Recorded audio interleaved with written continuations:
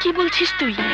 বলছি বিয়েটা ছেলে খেলা নয় যে সকালে ইচ্ছে হলে খেললাম, বিকেলে সবকিছুকে ঘর নোংরা করার জিনিস মনে করে ফেলে দিলাম। হ্যাঁ জানি তো। না, তুই জানিস না। জানলে তুই এত বড় একটা ভুল করতে পারতিস না। মানে হলো মামনি কোটিপতির মেয়ে, বিয়ে হবে কোটিপতি ছেলের সাথে, কোনো গরিব ছোট লোকের ছেলের সাথে না। হ্যাঁ মামা, একটু পরে আমি যাকে স্বামী হিসেবে কবুল বলে গ্রহণ করব, আমার সেই হবু স্বামী সম্পর্কে কোনো বাজে মন্তব্য আমি সহ্য করব না। খুব ভালো কথা, স্বামীর প্রতি স্ত্রীর এই সম্মানবোধ থাকা উচিত। কিন্তু তুই যাকে কবুল বলে স্বামী হিসাবে গ্রহণ করার জন্য এত দামি শাড়ি পরেছিস, লক্ষ লক্ষ টাকার গহনা পরে বউ সেজেছিস, তোর সে বিয়ের দিনমুহূর্তটা কত লেখা হয়েছে জানতে পারি? কাজী সাহেব দেখি তো।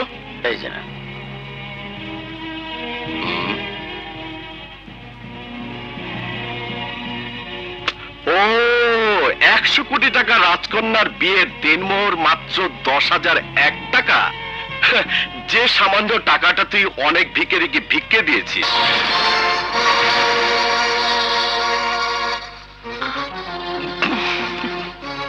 আরে তোর মতো মেয়েকে 1 কোটি টাকা দেনমোহর দিয়ে বউ করে নিয়ে যাবার জন্য কম করে হলো 100 ছেলে অপেক্ষা করছে এই বিয়ের মজলিসে। তুই এক কাজ কর, তুই আমাকে বল, আমি নগদ 1 কোটি টাকা দেনমোহর দিয়ে তোকে আমি বউ করে নিয়ে যাব। তবু তুই এই পুতুল খেলার বিয়েটা বন্ধ কর। এই বিয়েতে লোক হাসবে, সবাই বলবে তুই পাগল হয়ে গেছিস। কারণ যে তোর কোম্পানির চাকর হওয়ার যোগ্যতা রাখে না, সে কখনো তোর স্বামী হতে পারে না। ব্যাস ব্যাস, অনেক হয়েছে। আমি স্বীকার করছি আমি গরিব, কিন্তু আমি লোভী নই। আর রাজকন্যাকে বিয়ে করে নিজের ভাগ্য পরিবর্তন করার কোনো লোভও আমি করিনি। আমাকে বিয়ে করার প্রস্তাব আপনাদের রাজকন্যা নিজেই দিয়েছেন। দেনমোহরের এই 10,001 টাকা আমার কাছে অনেক টাকা।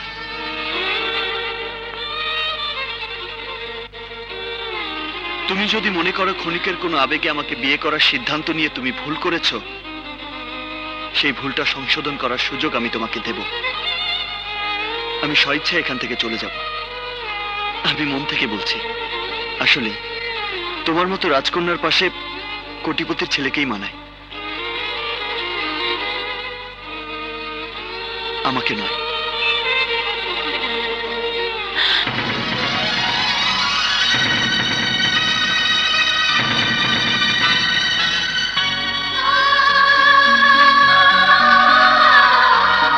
আমি তোমাকে অনেক অহংকার করে বিয়ে করতে চেয়েছি,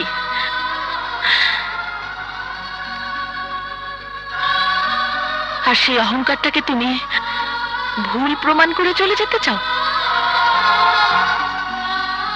তুমি চলে গেলে কি হবে? হয় সানি, না হয় সানির মতো অন্য কেউ কোটি টাকা দেনমোহর দিয়ে আমাকে বউ করে নিয়ে যাবে। তুমি কি ওই কোটি টাকার কাছে আমার অহংকারের এই তোমাকে বিক্রি করে পালিয়ে যেতে চাও? আমি তো মনে করেছিলাম তুমি পালিয়ে যেতে চাইবে না, তুমি বরং 10,001 টাকা দেনমোহরের টাকার অঙ্কটা 1 কোটি টাকায় লিখতে বলবে। আমি তো মনে করেছিলাম তুমি প্রমাণ করে দেবে তুমিও পুরুষ। তুমি ওদের চেয়ে কম কিসের? তাই বিয়ে করতে এসে বউ রেখে নয়, বউ করেই আমাকে নিয়ে যাবে। কোটি টাকা একজন পুরুষের জন্য কত টাকা? খুব বেশি টাকা নয়। আমি যদি 100 কোটি টাকার মেয়ে হয়ে তোমার জন্য বউ সাজতে পারি, তাহলে তুমিও সেই বউকে ঘরে নিয়ে যাবার জন্য কোটি টাকা দেনমোহর দিতে পারবে, এ আমার বিশ্বাস। ইকবাল, বলো বলো ইকবাল, ওদের সামনে আমাকে ছোট করবে না? আমি ওদের সামনে তোমার হার মানা দেখতে চাই না। ইকবাল, তুই ভয় পাচ্ছিস কেন? তুই চৈতিকে বলে দে, তোদের বিয়ের দেনমোহর 1 কোটি হবে। তুই আমাকে কথা দে, চৈতির এত বড় বিশ্বাসটা তুই মিথ্যে করে দিবি না। আমি জানি তুই যদি আমাকে একবার কথা দিস, তাহলে সেই কথাটা সত্যি করার জন্য শুধু কোটি টাকা না, সমস্ত পৃথিবীটা জয় করে তুই মায়ের জন্য এনে দিতে পারিস। দে, কথা দে একবার, কথা দে।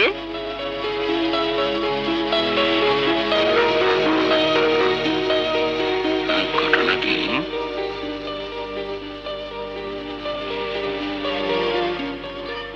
কথা দিলাম মা, চৈতি আর আমার বিয়ের দেনমোহর 1 কোটি টাকা। আমি গরিব মায়ের ছেলে হলেও চৈতি হবে আমার কোটি টাকার বউ।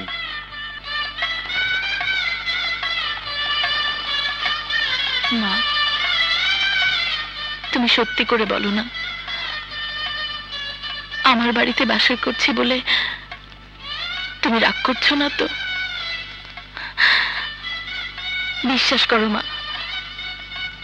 মা, আমার মা মারা যাওয়ার সময় আমার হাত ধরে বলেছিল, তোর বিয়েটা তো দিতে পারলাম না, কিন্তু বাসর ঘরটা আমার বাড়িতেই করিস,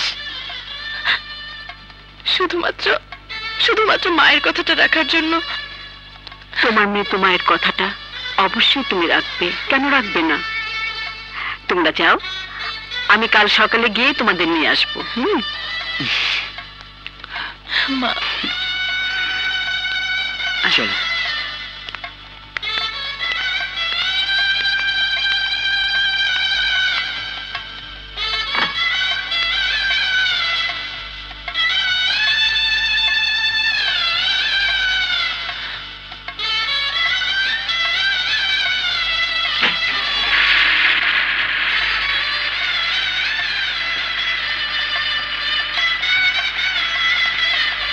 তুমি ঠিকই বলেছ মা, আমার চাও তো কোনোটাই সত্যি হয়নি, এটাই বা হবে কেন?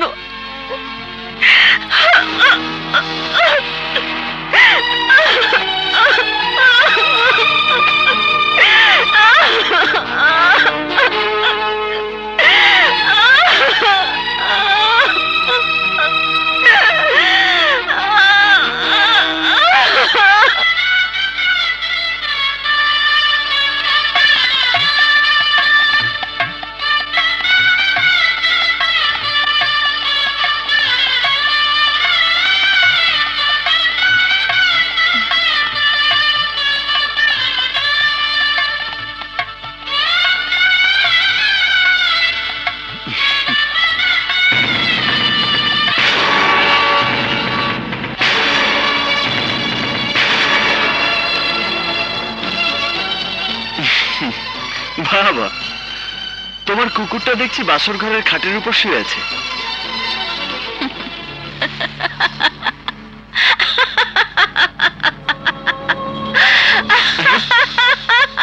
কি ব্যাপার, এভাবে হাসছো কেন?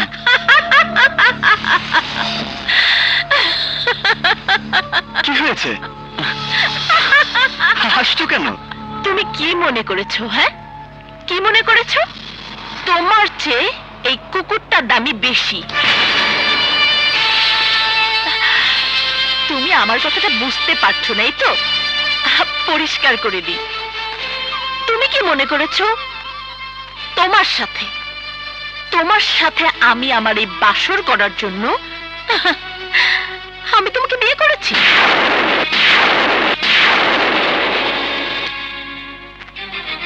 না না, তোমাকে বিয়ে করেছি আমি আমার অপমানের প্রতিশোধ নেওয়ার জন্য।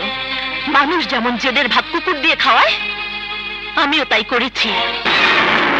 শোনো, ফুল দিয়ে সাজানো এই বাসর ঘরে ওই লাখ টাকার কুকুরটারই জায়গা হবে, কিন্তু তোমার মতো ছোট লোকের জায়গা হবে না। এই, তুই জন্মের পর এত বেশি দামি খাটে কখনো ঘুমিয়েছিস? এই যে বিছানা চাদরটা দেখছিস, এটাও তোর থেকে অনেক অনেক অনেক বেশি দামি। এই ঘরের প্রতিটা জিনিস তোর চেয়ে অনেক অনেক অনেক বেশি দামি। বাসর ঘরটা তো দেখা হয়েছে, চল এবার ড্রয়িং রুমে চল।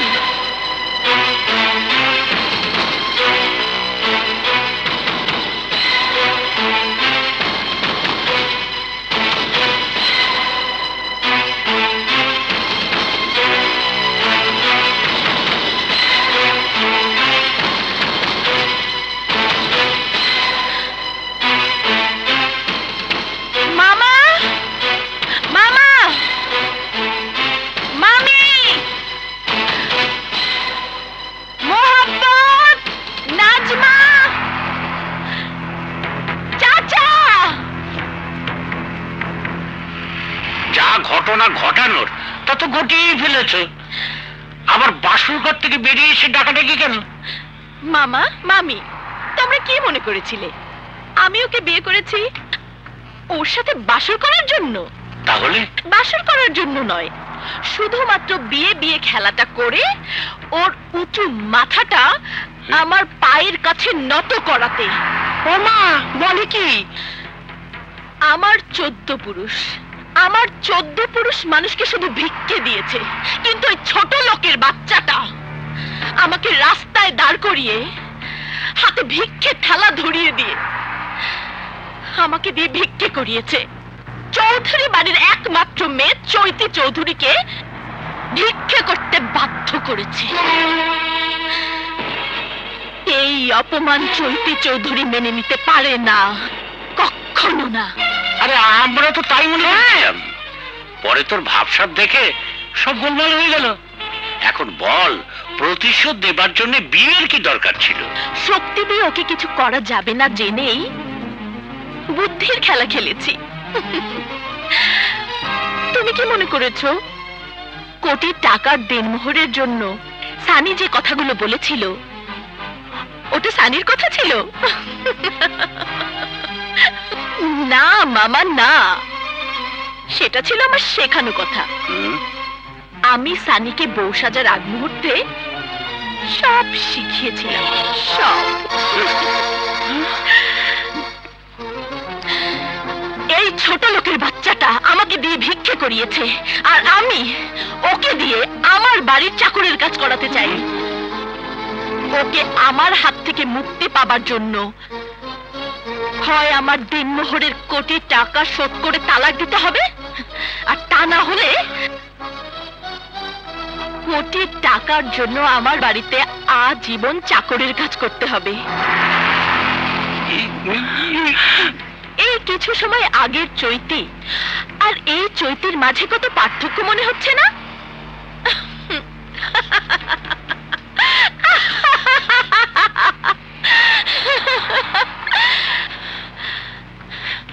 একদম বোকা বনে গেছিস তাই না?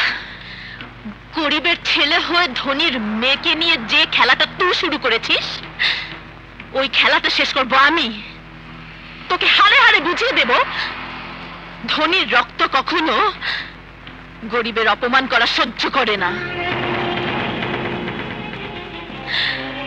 বাসর করার স্বপ্ন নিশ্চয়ই এবার তো শেষ হয়েছে।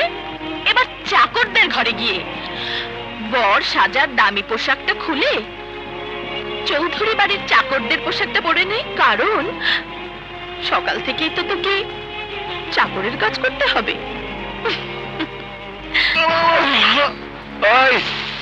কি হয়েছে? হ্যাঁ, সকাল সকাল এত চেঁচামেচি কিসের? মামা দেখেছো দেখেছো, ভাবখানা যেন নবাব জাদা এসেছে। মামা, নবাব জাদাকে বলো চাকরির কাজ শুরু করতে। তোর বাড়িতে কে চাকরের কাজ করে আর কে বসে বসে খায় তা আমি জানি না, তবে আমার বাড়ির নিয়ম অনুযায়ী আমার বিবাহিতা স্ত্রী হিসেবে আজ থেকে তোকে আমার বাড়িতে গিয়েই থাকতে হবে। আমি রোজগার করব আর তুই সংসারের সমস্ত কাজ করবি, আমার আদেশ পালন করবি, আমার মায়ের হাত পা টিপে দিবি। কাজেই তোকে এখন থেকে আমার সাথে আমার বাড়িতেই থাকতে হবে। চল। শোন, আমাকে স্ত্রীর মর্যাদা দেওয়ার কি যোগ্যতা আছে তোর? তোর স্ত্রী হতে পারে কাজলের মতো কোনো বস্তির মেয়ে। আচ্ছা, সেটা আমার বাড়িতে গেলেই টের পাবি। চল। এই! স্ত্রীকে স্পর্শ করার আগে দেনমোহর পরিশোধ করতে হয়, তা তোর বাবা মা তোকে শেখায়নি? বল।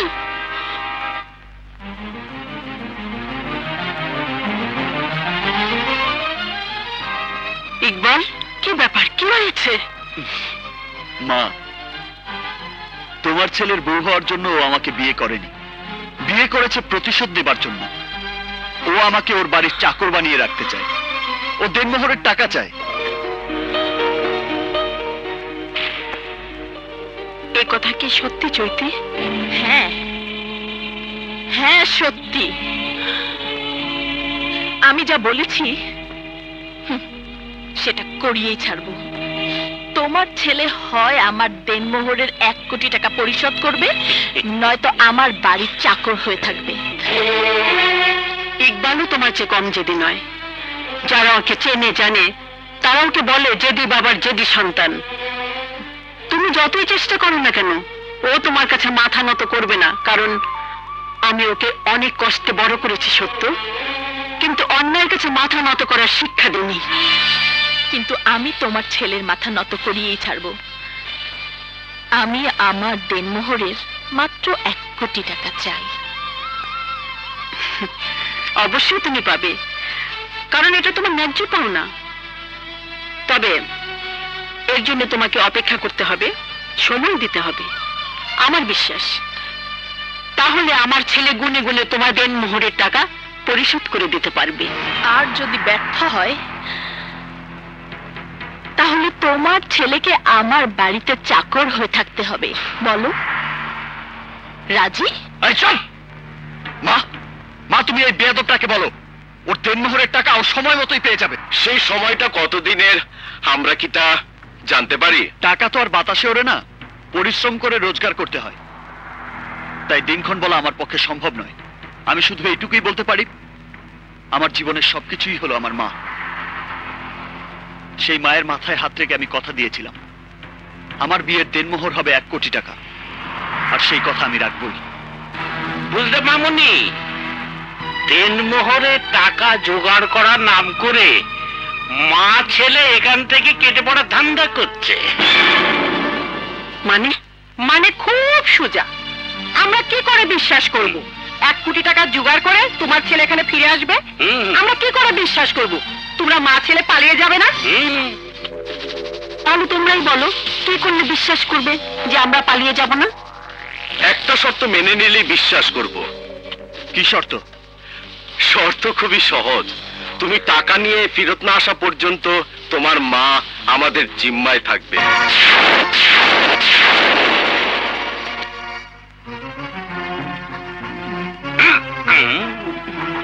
কি রাজি? রাজি।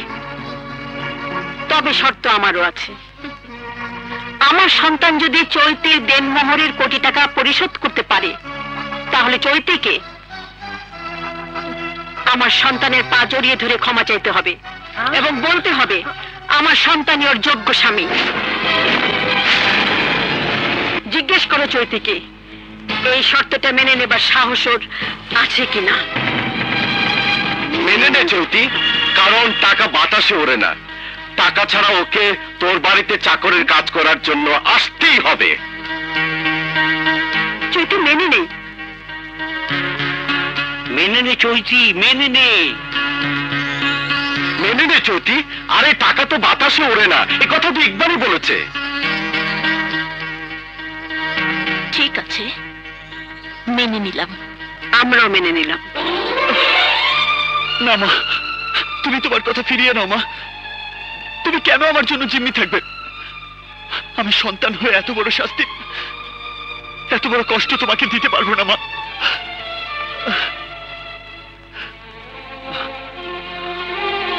আমি প্রয়োজন ওর বাড়িতে চাকর। আর বলবি না। কে বলে তোর জন্য আমাকে শাস্তি ভোগ করতে হবে? আর কষ্টের কথা বলছিস? একজন মা যখন সন্তান জন্ম দেয়, তখন তার যে কষ্ট হয়, সেই কষ্টের তুলনায় এই কষ্ট কিছুই না রে বাবা। আবার মা যখন সেই সন্তানের মুখ দেখে তখন সব কষ্ট ভুলে যায়।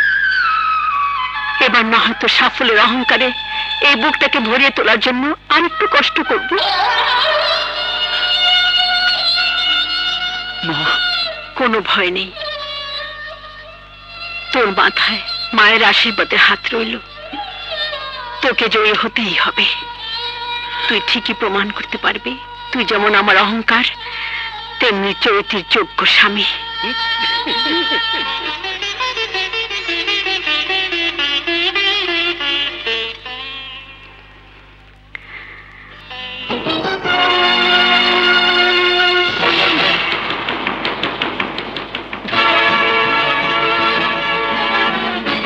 আমি জানি তুই এই বাড়িতে বীরের মতো ফিরে আসবি। কি বলছিস তুই? এটা কি করে সম্ভব? বিশ্বাস করতে পারছিস না তো? মারও বিশ্বাস করতে কষ্ট হয়েছে। তবে আজ থেকে শুরু হবে আমার মায়ের অহংকার জয়ী করার জন্য নতুন করে এক যুদ্ধ। কি আছে তোর? আমার মায়ের দোয়া, সারা পৃথিবীর সমস্ত মায়ের দোয়া। তুই দেখিস কাজল, আমি ওই ধনীর অহংকারী মেয়েকে শুধু দিনমোহরের কোটি টাকায় ফিরিয়ে দেব না, ওর সমস্ত অহংকার মিথ্যে করে দিয়ে ওকে ওর প্রাচুর্যের সিঁড়ি থেকে টেনে এসছে আমার মায়ের পায়ের নিচে এনে ফেলবো। ও একটু আশ্রয়ের জন্য আমার মায়ের পা জড়িয়ে ধরে কাঁদবে, আর আমি সেদিন প্রাণ খুলে হাসবো।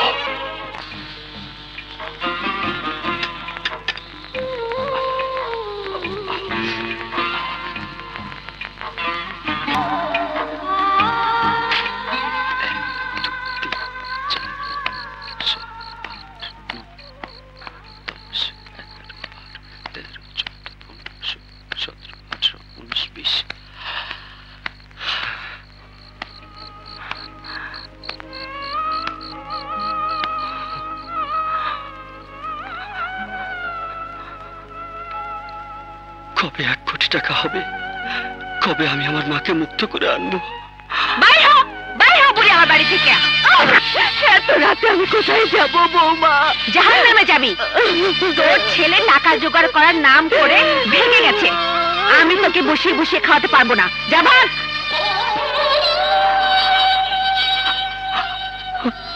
আমার মা,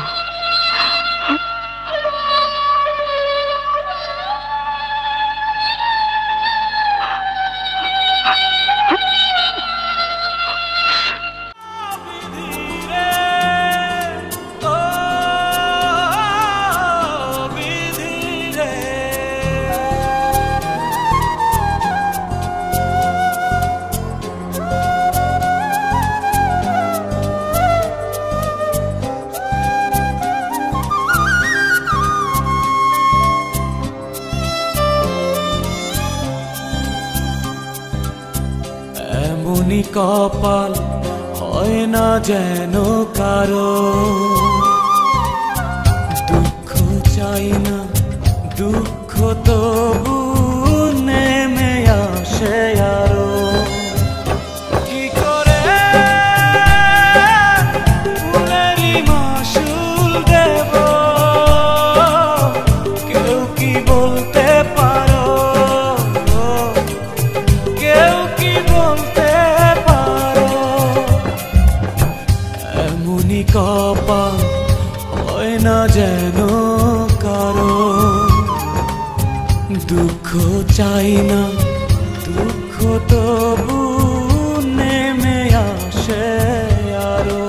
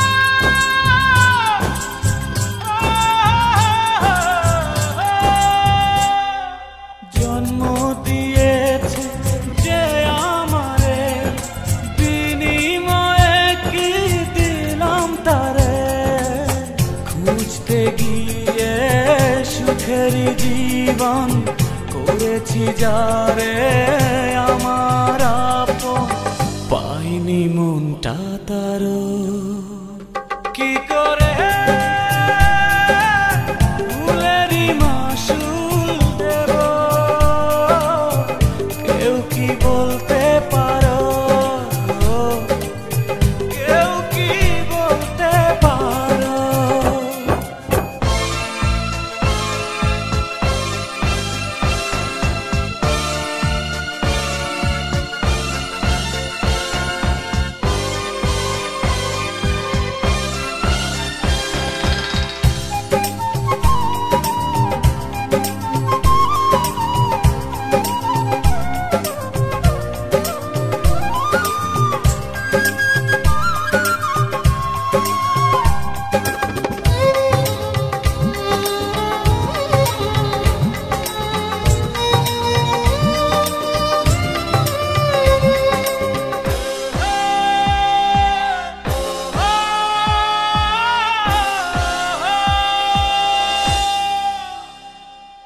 স্বপ্ন ভেঙেছে কাঁচের মতো, করে দেখাবো মনের ক্ষত।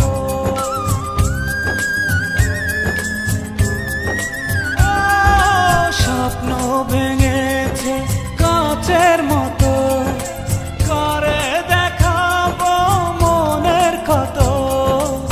বুঝিনি কাঁটা ছিল যে ফুলে, জ্বলছি একা নিজেরই ভুলে, কিছুটা দোষ আমারও। কি করে ফুলেরই মাসুল দেব, কেউ কি বলতে পারো, কেউ কি বলতে পারো। এমনই কপাল হয় না যেন কারো, দুঃখ চাই না দুঃখ তবু নেমে আসে আরো। কি করে ফুলেরই মাসুল দেব, কেউ কি বলতে পারো, কেউ কি বলতে পারো।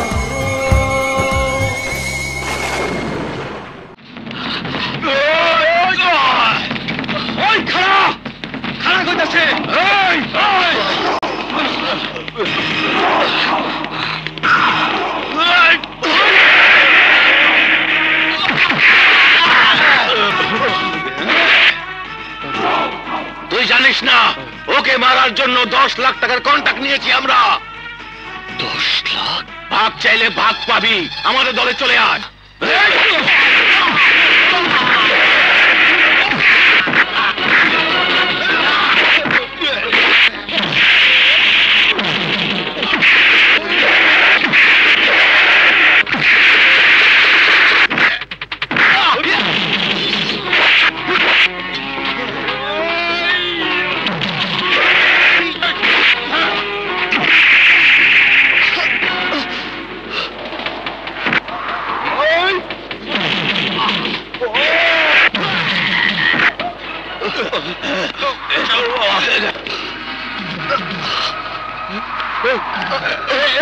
আমি না হয় আমার জীবন বাঁচানোর জন্য তোমাকে 20 লাখ টাকা দিতে চেয়েছিলাম, কিন্তু তুমি কেন এত কঠিন একটা বাজি ধরলে? তুমি তো মারাও যেতে পারতে। তোমার টাকার এতই প্রয়োজন? আমার এত বেশি টাকার প্রয়োজন যে টাকার জন্য আমার জীবন নিয়ে একবার নয় দুবার নয় বারবার জুয়া খেলতে রাজি। কিন্তু কেন? এই কেনের উত্তর আমি আপনাকে দিতে পারবো না। এটা এটা আমার লজ্জা। পুরুষ মানুষের কাছে কোনো লজ্জা নেই, লজ্জা হলো নারীর ভূষণ। বলো তুমি। আপনি কি বিশ্বাস করতে পারবেন আমার বিবাহিত স্ত্রীর দেনমোহরের 1 কোটি টাকা শোধ করার জন্য আমার সেই স্ত্রীর কাছে জিম্মি রাখতে হয়েছে আমার মাকে? কি বিশ্বাস? আপনার বিশ্বাস করতে কষ্ট হলেও এটাই সত্যি। টাকা ছাড়া আমার মাকে জিম্মি দশা থেকে মুক্ত করতে চাইলে আমাকে স্বামীর দাবি ত্যাগ করে আমাকে আমার স্ত্রীর বাড়িতে সারা জীবন চাকর হয়ে থাকতে হবে। কিন্তু আমার মায়ের বিশ্বাস তার সন্তান কখনো হার মানবে না। তাই টাকার জন্য আমি জীবন মরণের কঠিন বাজি ধরতে সব সময় প্রস্তুত। তুমি পারবে ইকবাল, তোমার এই ইচ্ছাটা তুমি ঠিকই পূরণ করতে পারবে। আর এজন্যে আমি তোমাকে সব ধরনের সহযোগিতা করব। তুমি দেনমোহরের কোটি টাকার জন্য তোমার যে মাকে জিম্মি রেখেছ, সেই মায়ের কাছেই তোমার স্ত্রীর উঁচু মাথাটা নত করার জন্যে, তোমার ব্যবসা শুরু করার জন্যে যত টাকা লাগে, যত ব্যাংক গ্যারান্টি লাগে আমি দেব তোমার। আমার জন্য আপনি এত কিছু করবেন? ইয়েস, করব। আর এই জন্যে করব, আমি যে আজ এখানে দাঁড়িয়ে কথা বলছি সেটা তোমার জন্যে। তাছাড়া আমিও তোমার মতো একদিন গরিব ছিলাম, তাই গরিবের কষ্ট আমি বুঝি। তুমি তৈরি হয়ে নাও ইকবাল। মনে করো আজ এই মুহূর্ত থেকে তোমার জীবনের যুদ্ধ শুরু।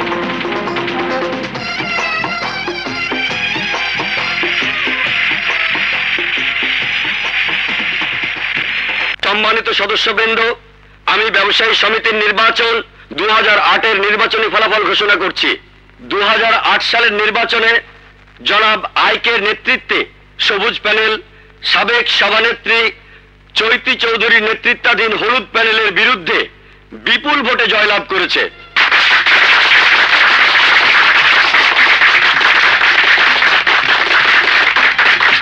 আমি সবুজ প্যানেলের এই বিজয়কে স্বাগত জানানোর জন্য হলুদ প্যানেলের পক্ষ থেকে সাবেক সভানেত্রী চৈতি চৌধুরীকে মঞ্চে আসার জন্য অনুরোধ করছি।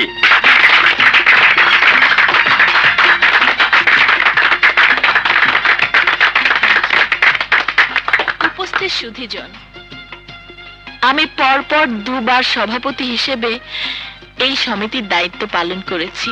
এবার আমি হেরে গেছি। নির্বাচনে জয় পরাজয় আছে, এটা সবাইকেই মেনে নিতে হবে। তবে আমি আজও জানি না কে এই মিস্টার আইকে। তবুও তার বিজয়কে আমি স্বাগত জানাচ্ছি এবং মঞ্চে এসে বিজয় মালা পরার জন্য আমন্ত্রণ জানাচ্ছি।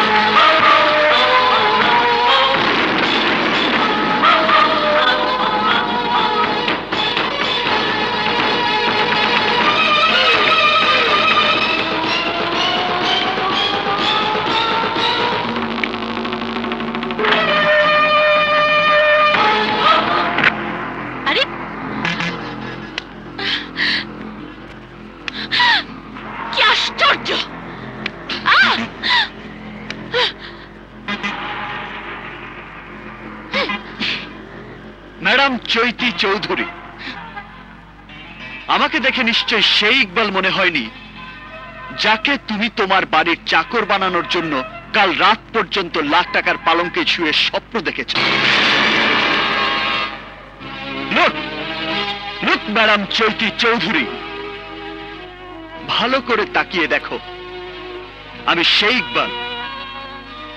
এখন নিশ্চয়ই তোমার স্বপ্ন ভেঙে চৌচির হয়ে গেছে, আর হওয়াটাই স্বাভাবিক, কারণ যে ইকবাল এখনো দেনমোহরের কোটি টাকা শোধ করে তার মাকে জিম্মি দশা থেকে মুক্ত করতে চায়নি, সেই ইকবালের এত বড় উত্থান মেনে নিতে কষ্ট হওয়ারই কথা।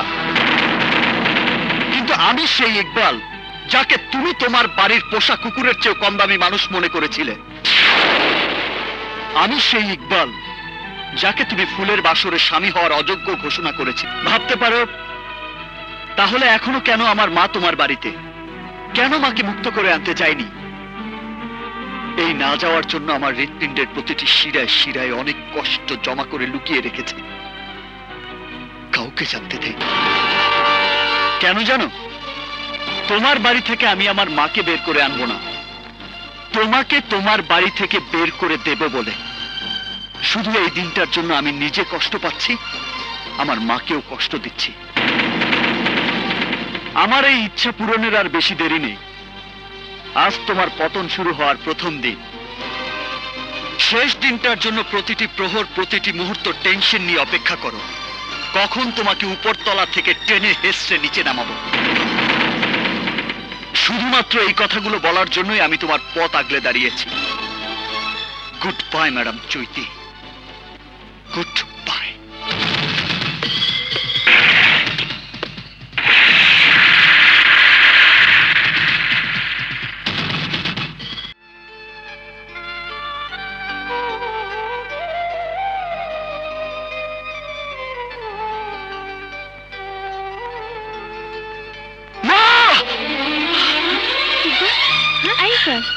ইকবাল, কি হয়েছে? আমার মাকে ওরা অনেক কষ্ট দিচ্ছে। আমার মা হচ্ছে আমার আত্মা, আর সে আত্মাকে ওরা কষ্ট দিচ্ছে। আমি জানি তুই তোর মাকে কত ভালোবাসিস। প্রতি রাতে তুই এইভাবে চিৎকার করে উঠিস, আর কতদিন এভাবে কষ্ট করবি? দামি খাট দামি বিছানা ছেড়ে নিচের ফ্লোরে ঘুমাস। কি করবো বল, চৈতি তো আমার মাকে খাটে ঘুমাতে দেয় না। হয়তো ওরা রান্নাঘরে বা বারান্দায় ঘুমাতে দেয়। তুই বল, মাকে রেখে আমি কি করে খাটে ঘুমাই? দেখো বাবা, তোমার আত্মা যেমন তোমার মায়ের জন্য কাঁদে, তেমনি তোমার মায়ের আত্মা তোমার জন্য কাঁদে।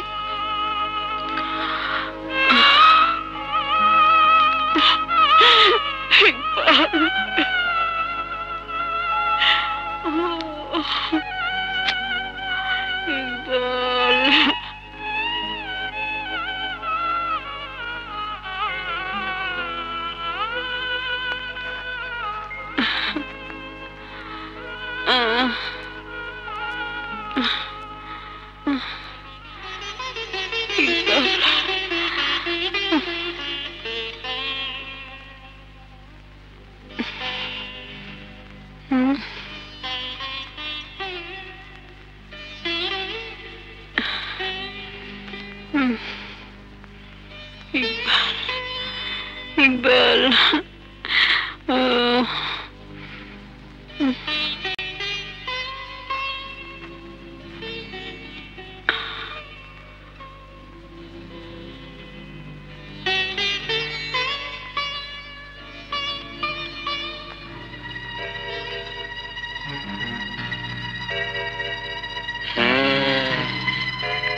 রাতে রাতে শাশুড়ির সেবা করে আর দিনে আমাদের বোকা বানায়। হ্যাঁ সানি, কি বলবি বলে ফেল।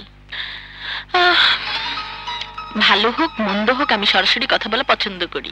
তাহলে সরাসরি বলেই ফেলি, আমি ঠিক করেছি, বিয়ে করব। সত্যি?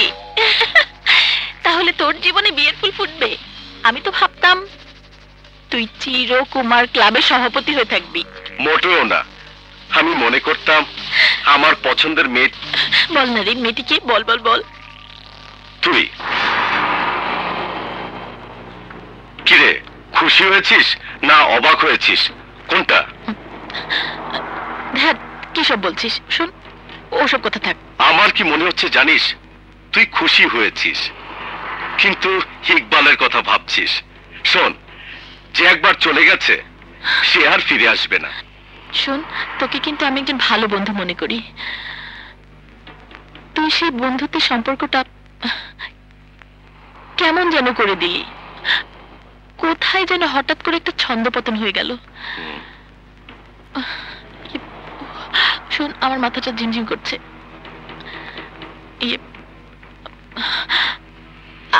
আমি এখন চলি।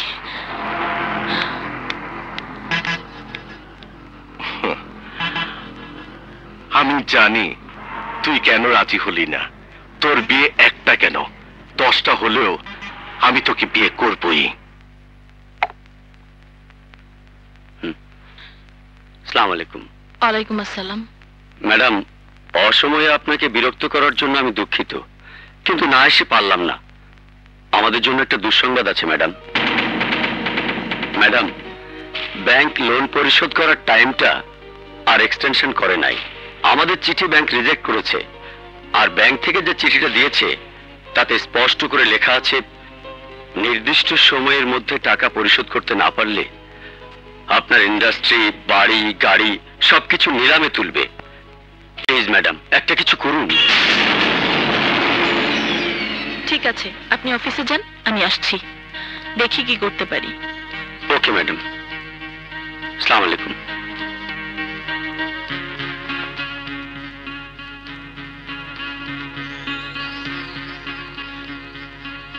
আরে মামুনি, এতে ঘাবড়ানোর কি আছে? এটা কোনো সমস্যা হলো? তুমি কি মনে করেছো মামা, বুঝতে পারছো? আর মাত্র 2 দিন বাকি, আর একটা দুটো টাকা নয়, 50 কোটি টাকার মামলা।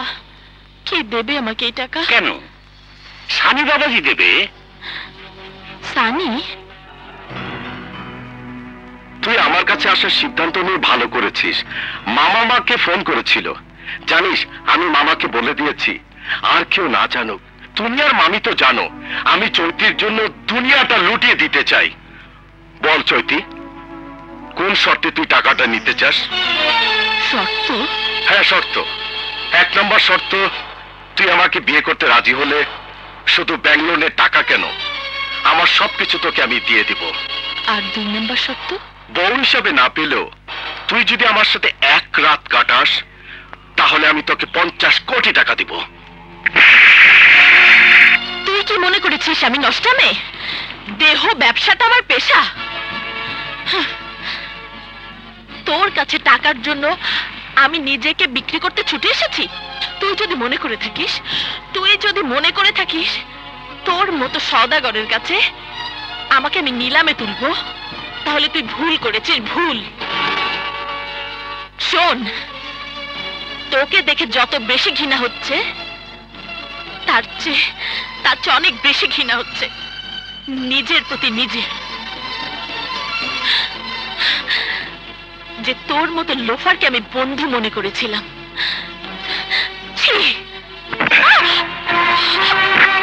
চৈতি, আমি জানি আজ থেকে তোর আমার বন্ধুত্ব শেষ, কিন্তু তুই যাতে আমাকে সারা জীবন মনে রাখিস সে অবস্থা করেই তোকে আমি এখান থেকে ছাড়বো।